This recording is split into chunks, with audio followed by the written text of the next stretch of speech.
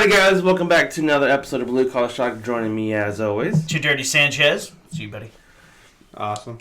And our special guest today, Oh yeah, Adam. Adam. And he's coming in for our last Spirit of the Week for Leadslingers. As well as the final week of Conspiracy Theories. Yes, sir.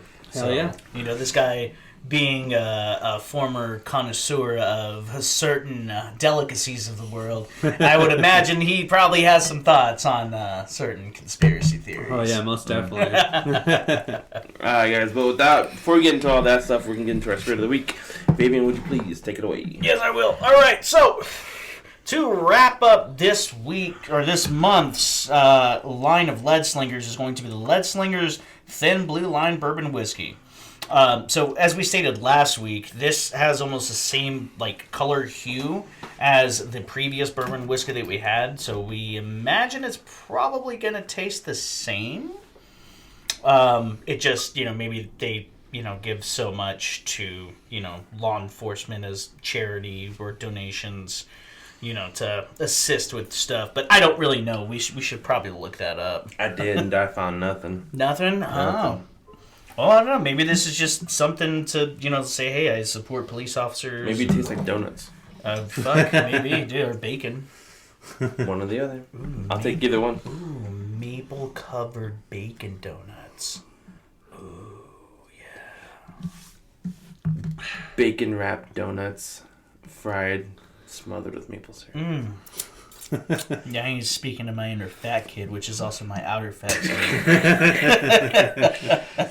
All right, so the back, it says the exact same shit as the other stuff. So Leadslingers Whiskey was founded in 2013 by 7 combat arms when USAF TACPs, U.S. Army Rangers, Green Berets, and paratroopers combined their love for American and fine whiskey.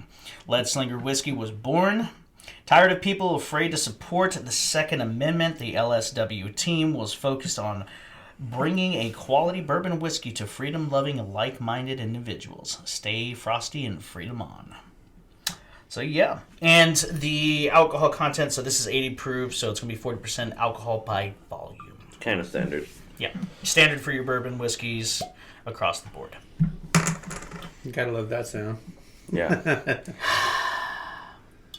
It smells just like the other one. Still smells good.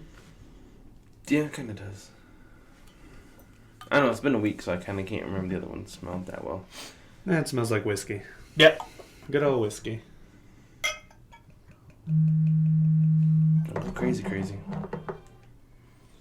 Maybe we gotta do our blind testing too. Oh, shit. That's why I said don't go crazy. You're right. You're driving home, so we'll make sure to give you triple. Drink responsibly, kids. This shit's even lighter in the glass. It really is. I'm sorry, my glasses aren't the cleanest. The whiskey will clean them. Yeah. Yeah, well, Alcohol cleans everything. yeah, it does. Cleanses the soul, the mind. You're right, it is a lot clearer. Yeah, it's like looking at it in the bottle as opposed to in the glass. It just has a very light. And again, for me, it's weird to see it in that way because most bourbons, it's always like a dark, almost like an. Well, I think these are young because as I was looking up information on these, the bourbons are really young. Yeah, they're like the bare minimal to be classified as a bourbon. For this company or just in general? In general. Yeah. Because most bourbons are 6-7 years and type shit. These are 2. Oh, yeah. Wow. That's why they're not as dark. Okay, yeah. So most bourbon I've ever had, it's been, like I said, it's almost like whiskey. It's like an amberish type of hue. Yeah. This one's almost a light beer color. Yeah, this almost looks like, I'm not gonna lie, this looks like piss. Yeah, light beer. Yeah, like light beer. Just stronger. All well, right. Here we go. Yeah. So cheers.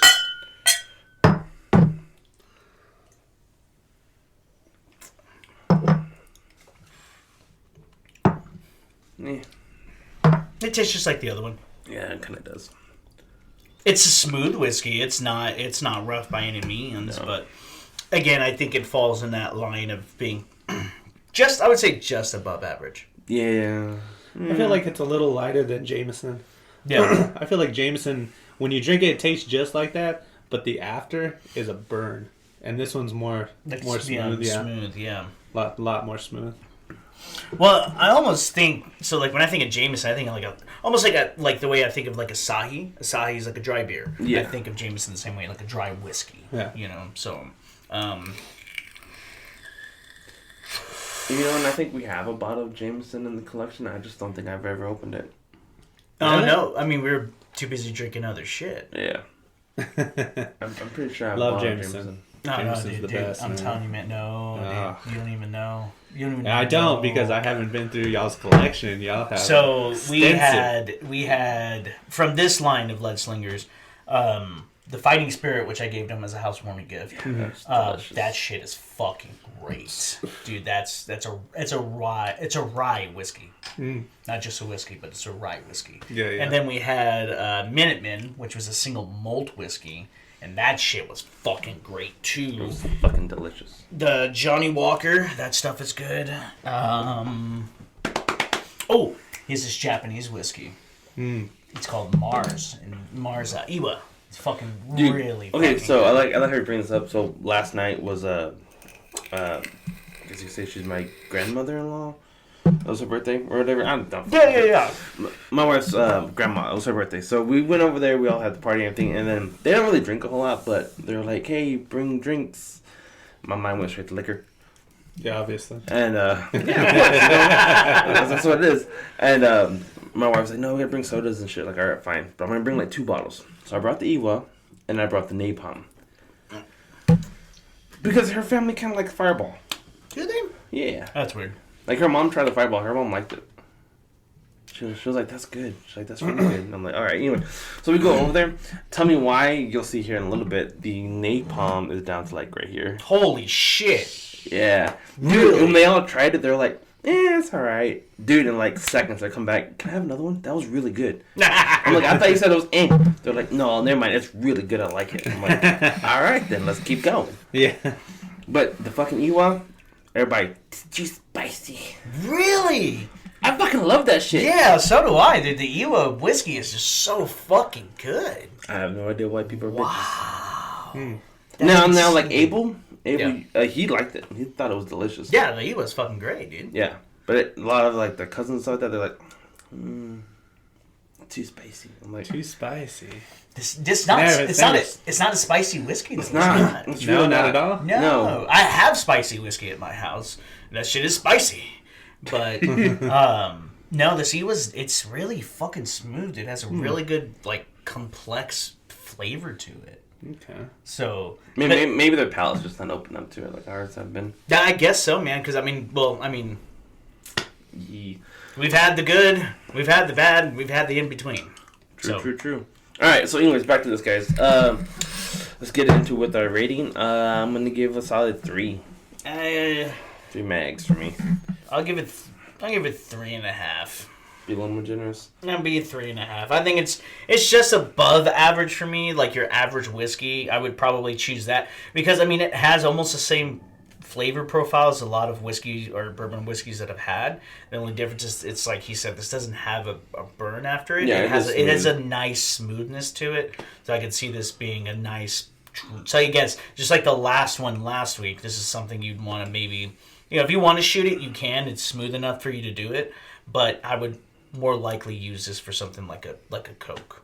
You know what I'm saying? Just fucking cup of ice, some Coca-Cola, throw some whiskey in there, call it a day. Is this out of 5 or 10? 5. Out of 5. So, okay. so we rate not by stars, but by mags. Ah, okay, I gotcha.